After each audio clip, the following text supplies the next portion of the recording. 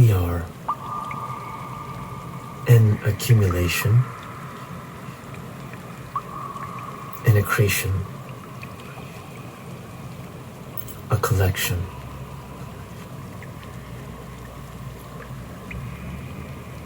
Like pieces of paper that form the chapters that make up a novel,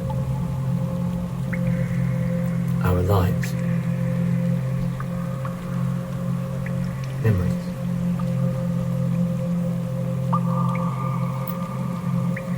Some good, others not.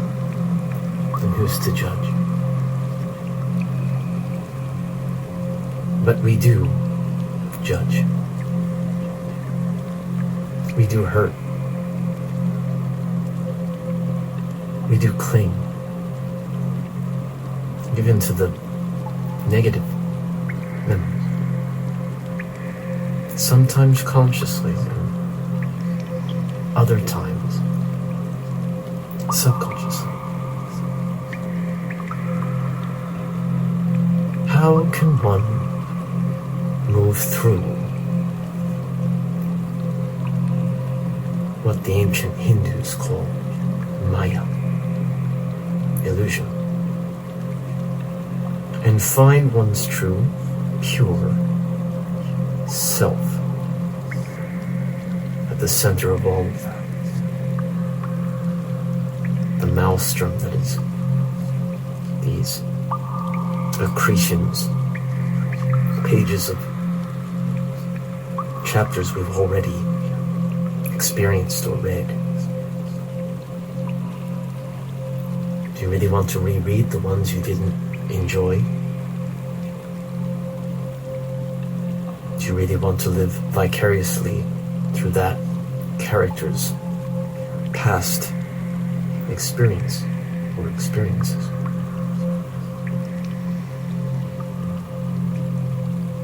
Not many of us would. And yet, this is exactly what most of us tend to end up doing.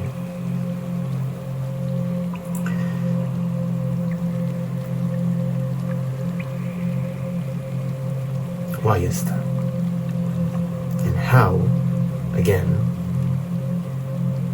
can we move through this mass, this blur, this murky, clouded water, fluid,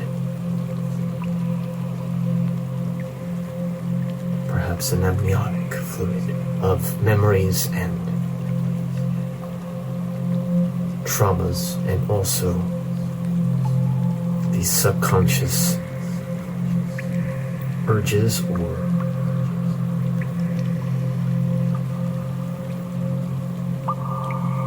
these things that are ruling our lives, though we are not even aware of it. And yet we must become aware so as to fix this problem,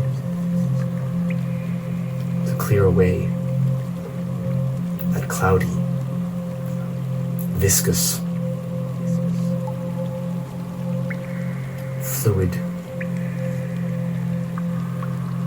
or whatever metaphor one wishes to use for it, and to move through and to see through the illusion that we are limited to this body and the thoughts that we are constantly living by. The ideas, the philosophies, the labels, the names, the this, the that, likes and dislikes, and so on, and so on, and so on.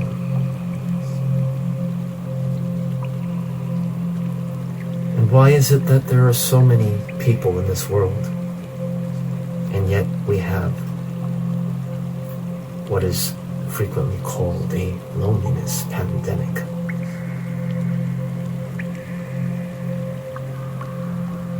Some are content with dating apps,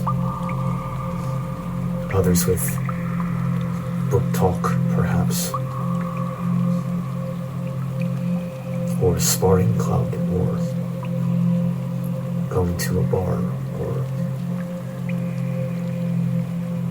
hanging out with people in your immediate circle, in whatever way. And yet, even within that very secure or seemingly comforting circle, and I haven't yet mentioned family, I haven't yet mentioned husband or wife, I haven't yet mentioned partner or even mother or father or anything. But even within these circles, how is it that we still feel so miserable, discontent, and unable to settle our thoughts, even for a single moment?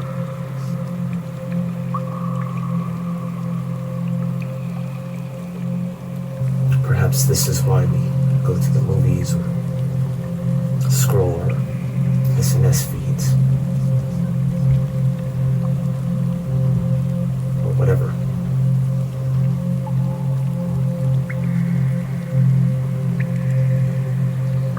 And yet in my case, and I am not so unique, I don't think, though I sometimes feel that way, I'm certain it's not the case. And that's being interpreted from this limited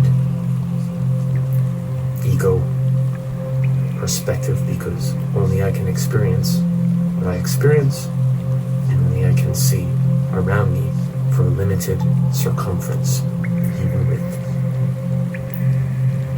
all of the social news feeds. But why is it?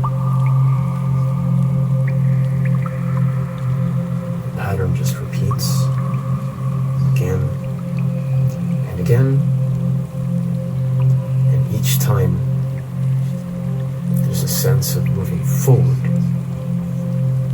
It's followed, at some point, by a sense of being knocked right back down again.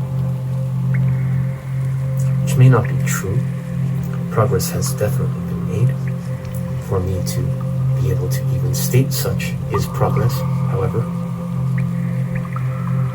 That's how it feels, frequently. And so this loneliness, this aloneness, this despair, this fear, this panic, this anger, this feeling of not understanding the outside world, social interactions, why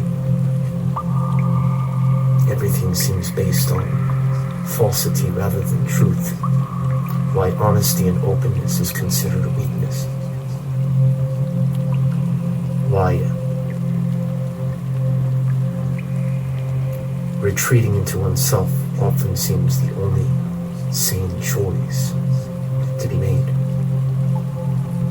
And each time this speaker attempts to open up outward, it seems the action ends in a sort of regret or a perceived failure to connect in the way hoped for, and then back to retreat, and then back to stumbling, back to square one again. So how to move through this?